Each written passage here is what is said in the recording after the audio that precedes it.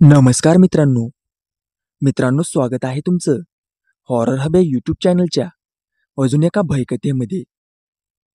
आपल्या आजच्या कथेचं नाव आहे 4 रात्रींचा थरार। या कथेचे लेखक यश म्हस्कर।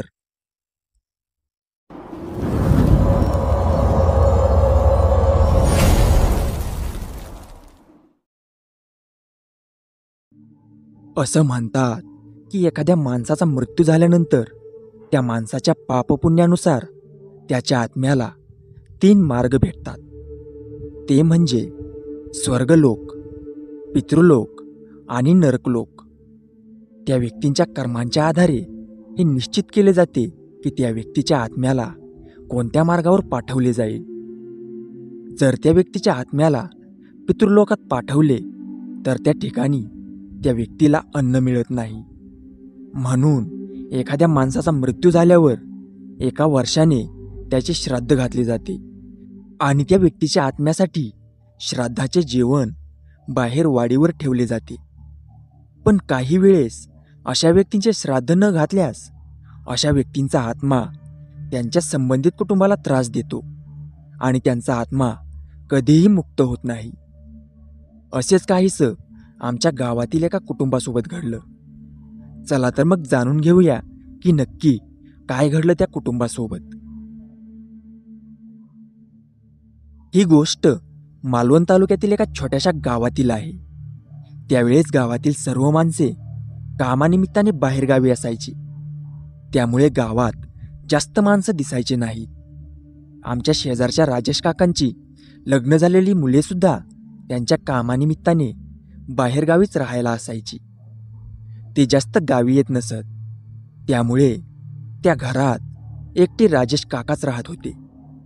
राजेश काकांची पत्नी सुद्धा काही वर्षांपूर्वी कार अपघातात मरण पावली होती आणि आता राजेश काकांचं सुद्धा खूप वय झालं होतं, त्यामुळे घरातील अवघड कामे करण्याची त्यांच्यातली ताकद आता संपली होती। एके दिवशी राजेश काका त्यांच्या घराच्या गॅलरीत येऊन आरामखुर्चीत शांत बसले होते। अचानक त्यांच्या हृदयात एक मोठी कळ आली। ते मोठ्याने ओरडले आणि तेवढ्यात त्यांचा जीव गेला। गावची सर्व मंडळी राजेश काकांच्या घराजवळ जमा झाली होती, पण हृदयविकाराचा झटका इतका तीव्र होता की त्यातच त्यांचा जीव गेला। गावच्या ज्येष्ठ समीर काकांनी राजेश काकांच्या मोठ्या मुलाला फोन करून गावी त्वरित येण्यास सांगितले। राजेश काकांचा मोठा मुलगा अनिकेत आणि त्याची बायको प्रियांका दोघांनीही संध्याकाळची ट्रेन पकडली आणि सकाळी गावी आले। राजेश काकांचा लहान मुलगा भावेश सुद्धा सकाळीच गावी आला होता। ते आल्यावर राजेश काकांवर अंत्यसंस्कार करून झाले आणि 12 दिवसांनी 12वे वगैरे घालून ते पुन्हा बाहेरगावी निघून गेले। राजेश काकांच्या मृत्यूला आता 1 वर्ष पूर्ण होऊन गेले होते, पण अजून त्यांच्या मुलांनी त्यांचे श्राद्ध घातलेले नव्हते। राजेश काकांच्या मृत्यूला 1 वर्ष होऊन 3 महिने होऊन गेले होते। राजेश काका गेल्यावर त्यांच्या घराबाहेरची सर्व झाडी सुकून गेली होती। गावच्या लहान मुलांना त्यांच्या घराजवळ जायला सुद्धा भीती वाटायची। गावच्या लोकांना राजेश काकांच्या घराजवळून जाताना राजेश काका असल्याचे भास व्हायचे। रात्री तर गावच्या बऱ्याच लोकांनी राजेश काकांच्या आत्म्याला त्यांच्या घराच्या गेटजवळ उभे असलेले पाहिले होते, त्यामुळे गावातला कोणीही त्यांच्या घराजवळून जास्त जात नसे।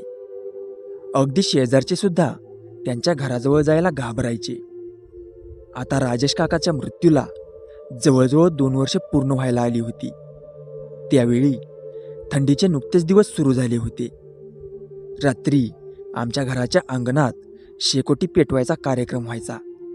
त्यासाठी आजूबाजूच्या शेजारचे अभय काका, समीर काका आणि त्यांची 2 मुले आणि कल्याणी काकू, जान्हवी काकू, सुबोध असे सर्व आमच्या घराच्या अंगणात एकत्र जमायचे। त्यानंतर आमच्या शेकोटीभोवती बसून गप्पा रंगायच्या। त्या दिवशी सुद्धा आम्ही गप्पा मारत खूप उशिरापर्यंत जागे होतो। रात्रीचे 10 वाजून गेले होते। अचानक आमच्यातल्या कल्याणी काकूंचे लक्ष राजेश काकांच्या घराकडे गेलं. तशा त्या चटकन उठल्या. त्यांना जागेवरून उठलेलं पाहून आम्ही सुद्धा उठलो. आम्ही काही विचारण्याच्या अगोदरच कल्याणी काकूंनी राजेश काकांच्या घराकडे हात दाखवत इशारा केला. तेव्हा मी पाहिले की राजेश काकांच्या घराचे दिवे चालू बंद होत होते. ते पाहून आम्हाला आधी वाटलं की घरी राजेश काकांचा मोठा मुलगा आला असेल, पण त्याच्या दुसऱ्या दिवशी आम्हाला कळालं की राजेश काकांच्या घरी कोणीच नव्हतं आलं. त्या दिवशी सुद्धा आमचा शेकोटी पेटवण्याचा कार्यक्रम सुरू होता. आम्ही त्या कालच्याच विषयावर बोलत होतो की इतक्यात राजेश काकांच्या घरातून मोठमोठ्याने किंकाळण्याचे, रडण्याचे आवाज येऊ लागले. ते आवाज फार विचित्र आणि भीतीदायक होते. ते आवाज ऐकून आम्ही त्या रात्री फारच घाबरून गेलो होतो. शेवटी आमच्या शेकोटीचा कार्यक्रम तिथेच थांबवला आणि आपापल्या घरी झोपायला गेलो. ते आवाज नक्की कोणाचे होते ते पाहण्यासाठी म्हणून आम्ही दुसऱ्या दिवशी राजेश काकांच्या घरी जायचे ठरवले. समीर काकांकडे राजेश काकांच्या घराची आणखी एक चावी होती. समीर काकांनी दरवाजाला असलेलं कुलूप उघडलं आणि दरवाजा उघडून आम्ही सर्वांनी आत प्रवेश केला. तेव्हा तिथे कोणीच नव्हतं. घरात सर्वत्र कोळीचे जाळे लागलेले होते. आम्ही सर्वच विचारात पडलो होतो. ते आवाज नक्की कोणाचे होते तेच कळत नव्हतं. त्या दिवशी सुद्धा आमचा शेकोटी पेटवायचा कार्यक्रम होता. त्या दिवशी आम्ही गप्पा मारण्याऐवजी काल रात्रीच्या विचारातच गढून गेलो होतो. इतक्यात संपूर्ण गावची लाईट गेली.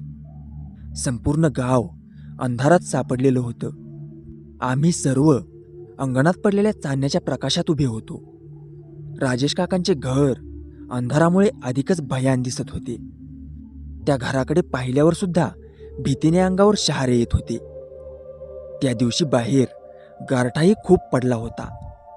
थंडीमुळे दातावर आपटू लागले होते. तरी सुद्धा आम्ही अंगणातच उभे होतो. अचानक राजेश काकांच्या घराचा लाईट लागला. आम्हाला वाटलं की अख्ख्या गावची लाईट आली असेल, पण गावात इतर कोणाच्याही घरी लाईट आला नव्हता. मुळात लाईट आलाच नव्हता. संपूर्ण गाव अंधारात सापडलेले असताना फक्त राजेश काकांच्या घरी लाईट कसा आला हे पाहण्यासाठी म्हणून आम्ही त्या घराच्या दिशेने जायला लागलो. इतक्यात राजेश काकांच्या घराचे दिवे चालू बंद व्हायला लागले. तरी सुद्धा आम्ही गेटजवळ गेलो, पण गेट उघडणार तेवढ्यात घराची दारे, खिडक्या मोठमोठ्याने उघडझाप करू लागल्या. आम्ही खूप घाबरलो. अचानकपणे मोठमोठ्याने विचित्र आवाजात रडण्याचा आवाज येऊ लागला. हा संपूर्ण थरार पाहण्यासाठी संपूर्ण गावच राजेश काकांच्या घराजवळ येऊन गोळा झाला होता. संपूर्ण गावकरी लोक सुद्धा या प्रकाराने घाबरून गेले होते. त्या दिवसापासून रोज रात्री राजेश काकांच्या घरातून मोठमोठ्याने विचित्र आवाजात रडण्याची आवाज यायला सुरुवात झाली. या सर्व प्रकारामुळे रात्र झाल्यावर गावातले लोक घराबाहेर पडायला सुद्धा घाबरू लागले होते. जे लोक रात्री उशिरापर्यंत घरात यायचे त्यांना रोज राजेश काकांचं भूत दिसायचं. एकदा गावातल्या महिपत आजोबांनी या बाबतीत गावच्या ब्राह्मणाला जाऊन भेटण्याचा सल्ला दिला. महिपत आजोबांनी दिलेल्या सल्ल्यानुसार गावचे ज्येष्ठ समीर काका आणि अभय काका दोघेही गावच्या ब्राह्मणाकडे जाऊन त्यांना या सर्व प्रकाराबद्दल सांगितले. तेव्हा गावच्या ब्राह्मणाने त्यांना सांगितले की राजेश काकांच्या आत्म्याला अजूनही शांती मिळालेली नाहीये. त्यांना शांती तेव्हाच मिळेल जेव्हा त्यांचं श्राद्ध घातलं जाईल. यासाठी सर्व गावकऱ्यांनी एकत्र येऊन राजेश काकाचं श्राद्ध घालायचं ठरवलं. त्यासाठी त्यांनी राजेश काकांच्या दोन्ही मुलांना गावात बोलून घेतलं आणि त्यांच्या हातून राजेश काकाचं श्राद्ध घातलं. श्राद्धासाठीचं बाहेर वाडीवर ठेवलेलं जेवण कावळ्यानं खाल्लं. त्या दिवशी राजेश काकांच्या आत्म्याला खरीच शांती मिळाली होती. आम्ही राजेश काकांच्या मुलांना घडलेला सर्व प्रकार सांगितला. त्यांचाही आमच्या बोलण्यावर विश्वास बसत नव्हता. त्या दिवशी राजेश काकांची दोन्ही मुले संध्याकाळीच बाहेरगावी जायला निघाली. त्या दिवशी संपूर्ण गावाला शांत झोप लागली. त्या दिवसापासून राजेश काकांच्या घराची लाईट लागली नाही का कसलेच मोठमोठ्याने विचित्र आवाजात रडण्याचे आवाज आले नाहीत. मित्रांनो, स्टोरी कशी वाटली कमेंट करून नक्की सांगा. व्हिडिओ आवडल्यास व्हिडिओला लाईक करा आणि अशाच भयकथांसाठी आपल्या चॅनलला सबस्क्राईब करायला विसरू नका. तर मग भेटूया अशाच अजून एका भयकथेमध्ये. तोपर्यंत राम राम.